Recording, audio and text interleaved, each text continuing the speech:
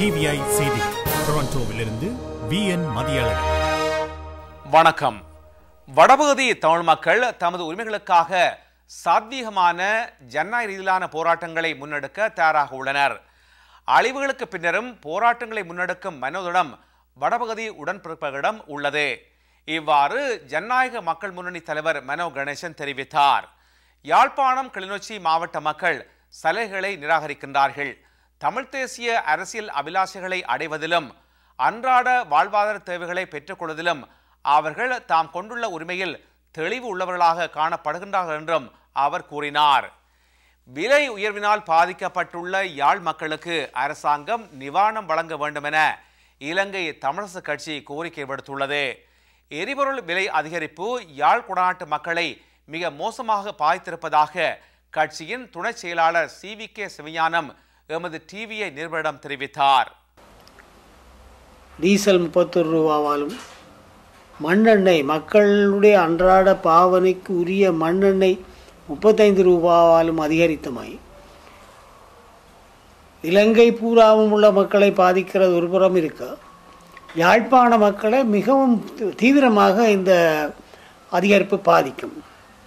குறிப்பாக யாழ்ப்பாண விவசாயிகள் எரிபொருளை நம்பியே அவர்களோட விவசாயத்தை, அதாவது நீர் இறைக்கும் யந்திரங்கள் மண்ணெண்ணெய் மூலம் இயக்கப்படுகின்றன அல்லது மின்சாரம் மூலம் இயக்கப்படுகின்றன. மின்சார விலையும் 60 யூனிட் அலகுகளுக்கு மேற்பட்ட மின்சாரம் இதுக்கான கட்டணம் கூட 40% அதிகரிக்கப்பட்டிருக்கிறது. ஆகவே இந்த விவசாய மக்கள் பாதிக்கப்படுவார்கள்.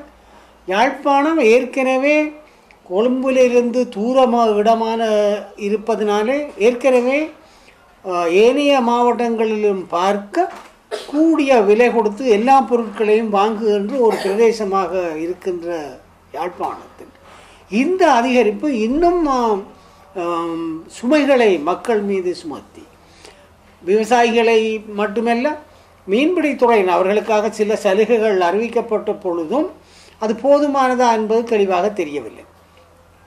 அதே போல அரசாங்க உத்தியோகத்தர்கள், தனியார் துறை ஊழியர்கள், உழைக்கும் வர்க்கத்தினர் இவர்கள் எல்லாருமே இந்த எரிபொருள் அதிகரிப்பினாலே மிக மோசமாக பாதிக்கப்பட்டிருக்கின்றார்கள். இன்னும் முக்கியமாக ஒரு எரிபொருள் விலை அதிகரிப்பு என்பது பொருளியல் ரீதியாக சுற்றேற்ற வட்டம் ஸ்பைரல் எஃபெக்ட் கொண்டது. இந்த அதிகரிப்பு பன்மடங்கு வாழ்க்கை செலவை அதிகரிக்கும்.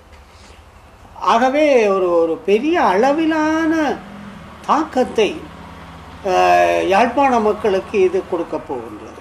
இந்திய கடற்பரப்பில் அப்பாவி மீனவர்களை சுட்டுக்கொள்ள பொறுப்பாக விளங்கிய இத்தாலிய கப்பலின் மாலுமிகளுக்கு எதிராக கடும் நடவடிக்கை எடுக்க வேண்டும் என இந்திய கப்பல் துறை அமைச்சர் GK வாசன் கேட்டுள்ளார். கேரள கடற்பரப்பில் இந்திய மீனவர்கள் 2 சுட்டுக் கொன்ற இத்தாலிய மாலுமிகள் கொச்சி நகருக்கு கூட்டிச் செல்லப்பட்டு விசாரிக்கப்பட்டு வருகிறார்கள். குற்றவாளிகளுக்கு தண்டனை அளிக்கப்பட்டே ஆக வேண்டும் என சென்னை மாநகரில் இடம்பெற்ற கூட்டம் ஒன்றில் GK வாசன் வலியுறுத்தி கூறினார்.